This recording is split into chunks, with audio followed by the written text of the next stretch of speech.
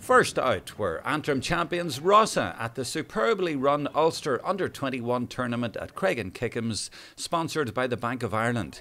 Rossa had to change their jerseys at half-time and found Donegal champions Gweedore too hot to handle.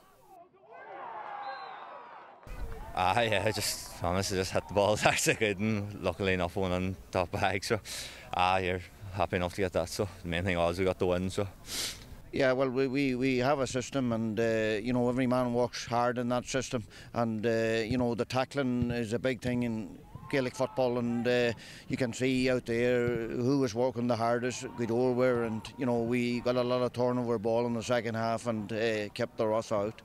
I was a slow start, but we got into it then.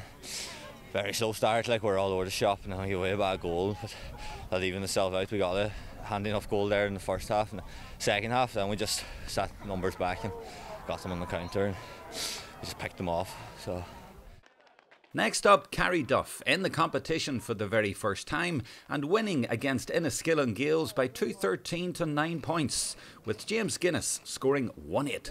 I know it was a great team performance, it was superb. Like, we did a lot of hard running there into the win in the second half. We went in with a bit of a lead, and we knew with that wind, you know, they'd come straight back at us. You know, they won an Ulster Minor Championship there, so we know we're playing against a quality team, but it was really good work there in the second half. We just kept the scoreboard ticking and got the win in the end. Great performance there from the man of the match, James Guinness. 1 goal and 7 points. He played magnificent. Great player.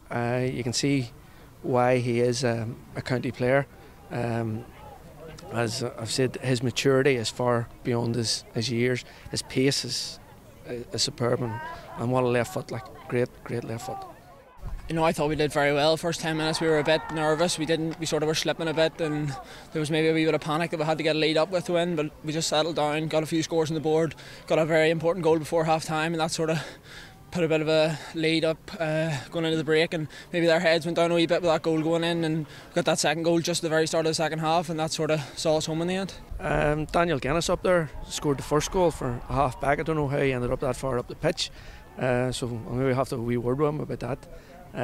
But yeah, I thought the scores we took in the first half to keep the scoreboard ticking along made the difference in the game. So we were very economical in the first half with some of our scores. So got a wee lead and then just held on to it.